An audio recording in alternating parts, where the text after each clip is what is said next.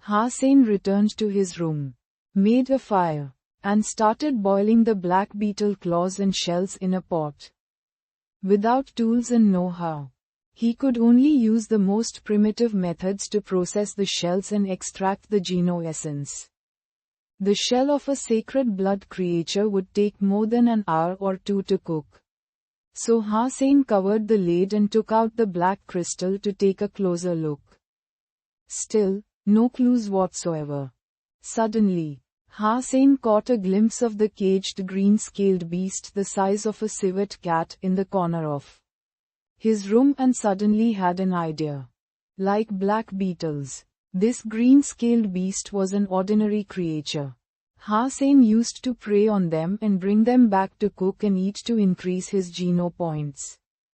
But later, green-scaled beasts no longer increased his geno points. So Hussein didn't eat the last beast and forgot about it. Surprisingly, it was still alive. He grabbed the moribund green-scaled beast from the cage, hesitated for a moment and was about to feed the black crystal to the beast. To his surprise, seeing the black crystal, the dying green-scaled beast gathered all its strength to stretch out its tongue, roll the black crystal back into its mouth and swallow the whole crystal.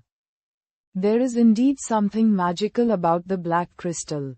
Hussein was stunned and found that the green-scaled beast seemed considerably more lively after swallowing the crystal, its four claws scratching and head moving to bite Hussein's hand, which was on its neck. Hussein threw the green-scaled beast back into the cage and carefully watched it. The beast, which hadn't fed for days, completely recovered its vitality, thrashing and scratching wildly in the cage, just like it had when it was first caught. Hussein sat across from the cage and watched the movements of the green-scaled beast. He had a guess.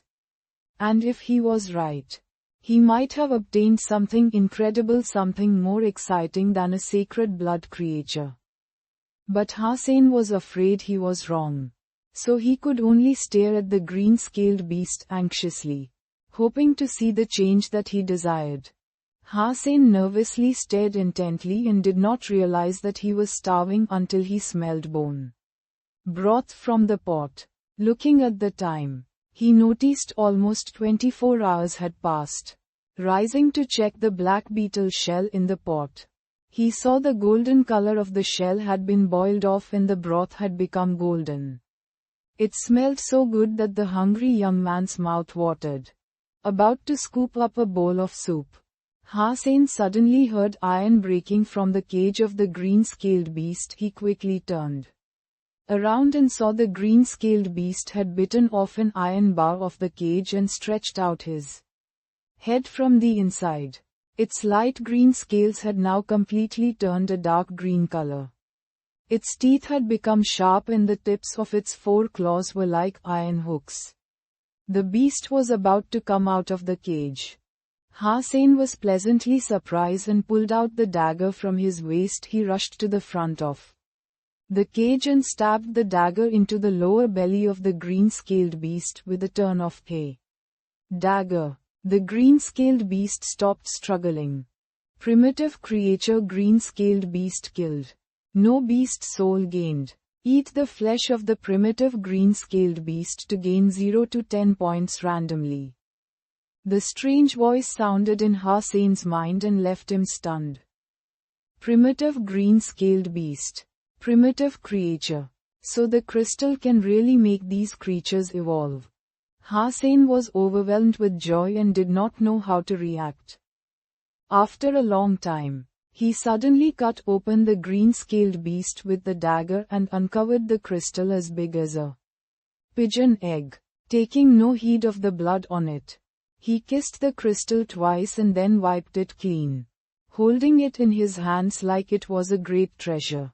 The crystal was really the reason the black beetle became a sacred blood creature.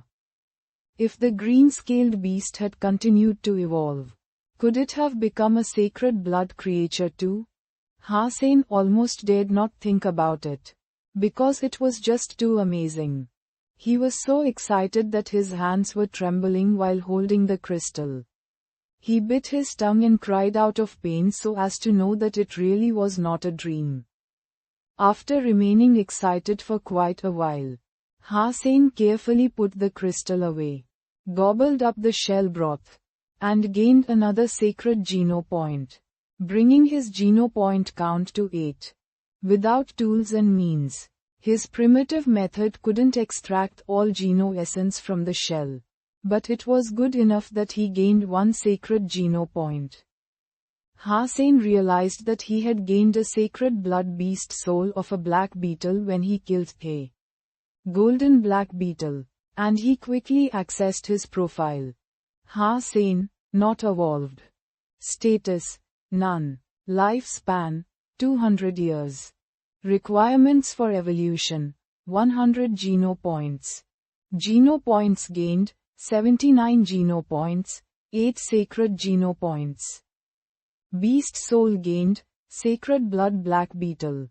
Type of sacred blood black beetle's beast soul, armor. What would the armor of sacred blood black beetle's beast soul look like? Before Hussein finished the thought, a golden shadow shot out of thin air, looking exactly like the golden black beetle. The golden black beetle flew to Hussein's chest, turned into a golden liquid and started to cover his whole body. In the blink of an eye, Hussein's whole body, together with his hair, was all wrapped up. The streamlined gold armor was full of power and impact, and covered his whole body as if it were a suit of Gothic medieval armor instilled with improved aerodynamics. It looked just like a piece of art. The whole suit of armor felt full of power and speed, making Hussein look slender and majestic, as if his whole body were full of explosive power. With shining metallic luster, the armor was gorgeous and had a solid texture. At first glance, it was even somewhat like the gold cloth worn by golden saints. The difference between the gold cloth and the beast soul armor was that the armor covered the head and body completely, with only a few gaps in the joints where different pieces overlapped. Just like the black beetle itself, which was the only weakness of the beast soul armor. Hussein moved around in the armor and there was no feeling of heaviness or clumsiness. Instead he felt that his body had become a little lighter and full of energy. Indeed, this was armor from a sacred blood beast soul.